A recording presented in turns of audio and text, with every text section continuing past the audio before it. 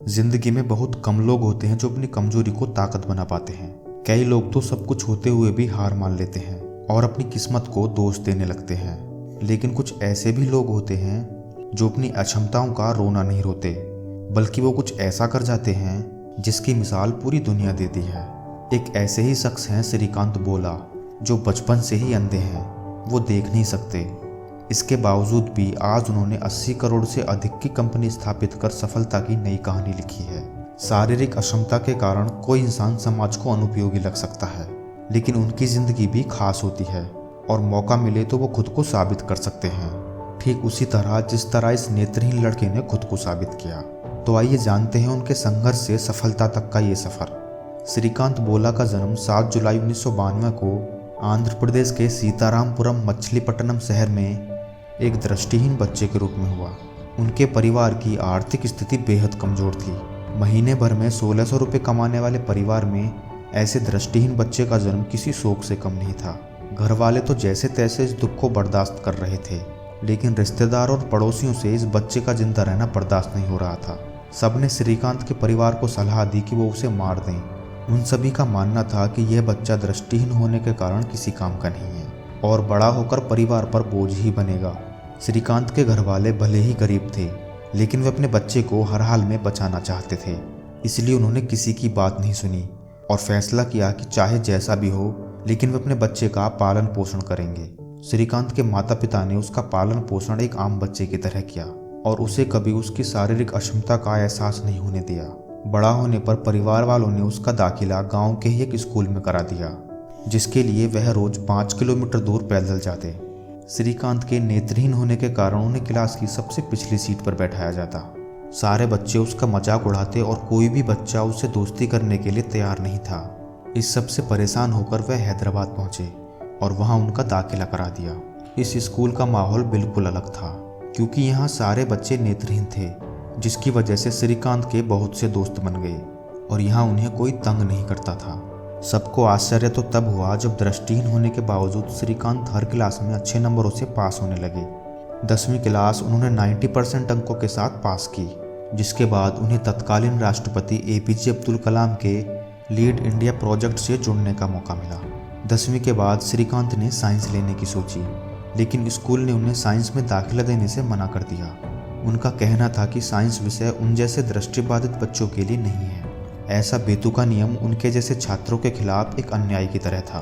उन्होंने इसके खिलाफ आवाज़ उठाने की ठानी और स्कूल पर केस कर दिया। अपनी पढ़ाई को लेकर उनकी कानूनी लड़ाई लगभग 6 महीने तक चली और आखिरकार उन्हें साइंस पढ़ने की इजाज़त मिल गई।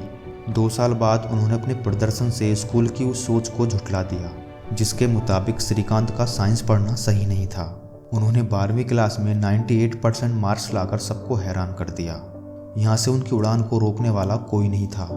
पढ़ाई में अच्छे प्रदर्शन के कारण उन्हें अमेरिका के MIT कॉलेज में पढ़ने का मौका मिला। यह उनके लिए बहुत बड़ी उपलब्धि थी, क्योंकि MIT में दाखिला मिलने के बाद वह देश के पहले नेत्रहीन छात्र बन गए थे।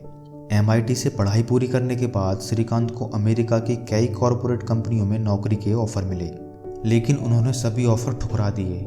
एक गरीब परिवार से आने वाले दृष्टिहीन युवक के लिए विदेश की नौकरी से बढ़िया भला क्या ही हो सकता है। लेकिन श्रीकांत ने वो ऑफर ठुकरा दिए, क्योंकि उन्हें अपने देश के लिए, यहाँ के कमज़ोर लोगों के लिए कुछ करना था। अपनी इसी सोच के साथ वह भारत लौट आए और यहीं अपने काम शुरू करने की तैयारी में जुट गए। 2012 में इंडिया लौटकर श्रीकांत ने बोलेंट इंडस्ट्री के नाम से एक कंज्यूमर फूड पैकेजिंग कंपनी की शुरुआत की, जिसका मुख्य उद्देश्य अशिक्षित और दिव्यांग लोगों को रोजगार देना था। लेकिन उनके पास अपनी कंपनी खोलने के लिए फंडिंग जमा नहीं हो रही थी।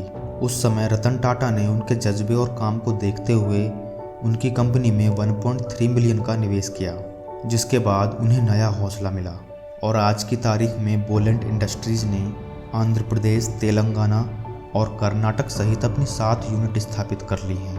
पत्तियों का इस्तेमाल किए गए कागज से इको फ्रेंडली पैकेजिंग बनाने वाली ये कंपनी 2012 से लगातार 20% मासिक की दर से विकास कर रही है।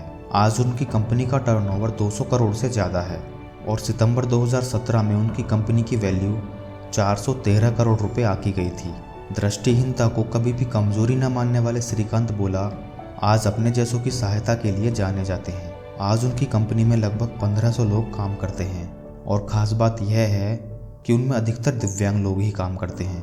उनका मानना है कि दिव्यांगता मन से होती है, शरीर से नहीं। उनके पुरस्कार व उपलब्धियों के बारे में बात करें तो उन्हें अपनी सफलता के लिए प्रतिष्ठित युवा सेवा पुरस्कार, न्यू जर्सी के तेलुगु फाइन आर्ट्स सोसाइटी द्वारा यूथ एक्सीलेंस अवार्ड, 2015 में एनडीटीवी के द्वारा entrepreneur of the year award और 2018 में उपराष्ट्रपति एम वेंकैया नायडू द्वारा business line young change maker award जैसे अन्य कई पुरस्कारों से सम्मानित किए जा चुके हैं। श्रीकांत में कितना आत्मविश्वास है, इसका अंदाज़ा आप इसी से लगा लीजिए कि उन्हें अपनी कोई चिंता नहीं, बल्कि वे भारत का भविष्य सुधारने की सोच रखते हैं, जिसके लिए उन्होंने सितंबर 2016 में सर्च इम्पैक्ट फाउंडेशन की स्थापना की, जिसका उद्देश्य 2030 तक भारत में गरीबी, अशिक्षा और बेरोजगारी को मिटाकर एक सशक्त राष्ट्र बनाने का है। दोस्तों, श्रीकांत ने अपनी सफलता की कहानी अपनी मेहनत और कभी हार न मानने वाले जज्बे के साथ लिखी है। श्रीकांत बोला, आज लाखों लोगों के लिए प्रेरणा स्रोत बन चुके हैं जो शारीरिक कमी के कारण हार मान जाते हैं।